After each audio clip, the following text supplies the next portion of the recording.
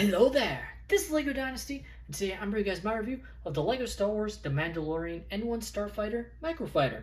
It is set number 75363, comes with 88 pieces, and is rated ages 6 and up. Now this set retails in the United States for $15.99 US and $19.99 Canadian. So very interesting, they are charging an extra $1 for those in the United States. Us in Canada actually are saving a bit. They didn't increase the price on this set in Canada, so go Canadians, I guess.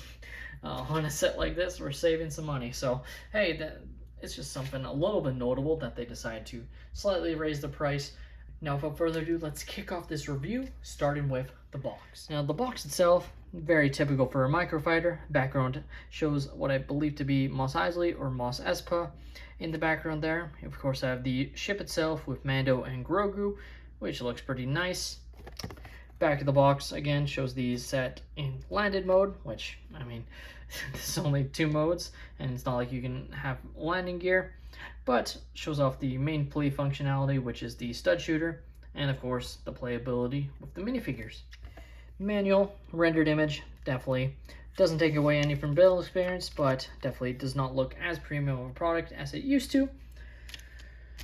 Extra pieces are definitely, you don't usually get a lot in a set like this, but you are left with quite a few different stud varieties, as you can see, which is pretty nice to get. At the end of the day, it is all free LEGO.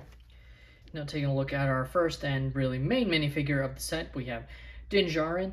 And what's nice about this minifigure is it includes his face print and also is the new helmet print that is fixed from what we used to get for the Mandalorian. So definitely nice to see that. This is what first started in the UCS Mandalorian Razor Crest.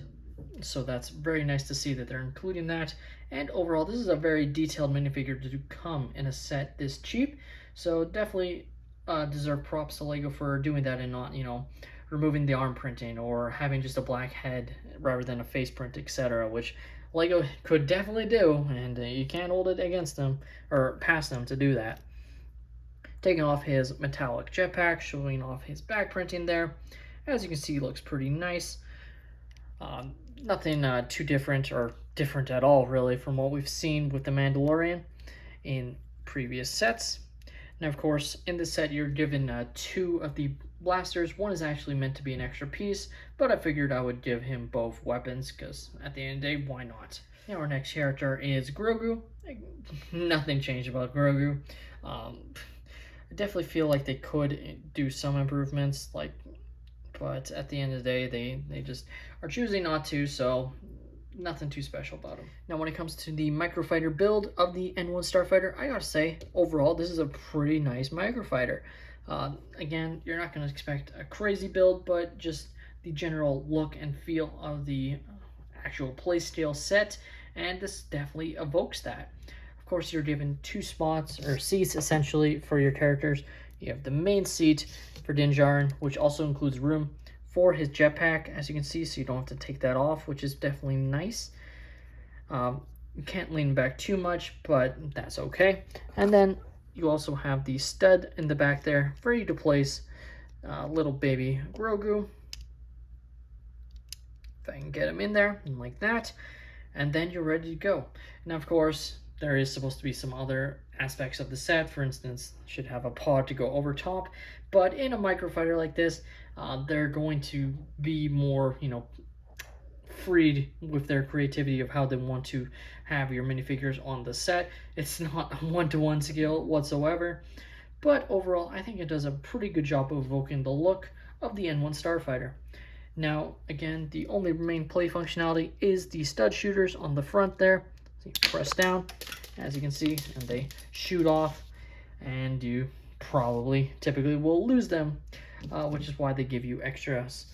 Now obviously there is no wheels or anything, but if you want to glide it on smooth surfaces, you can do that.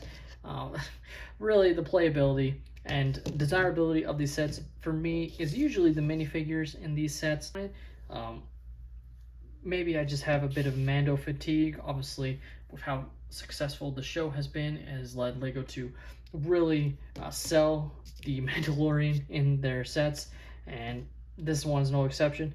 I just feel like I'm definitely getting a little bit tired of all the Mandalorian sets, And if you're feeling that fatigue, maybe this is a set you'll pass on. Because at the end of the day, you're not really getting anything different. I mean, if you haven't picked up a set with the brand new helmet print or face print of the Mandalorian, maybe that is enough of a selling point for you. But other than that, the figure is going to be pretty much exactly the same of what we've seen over the last few years.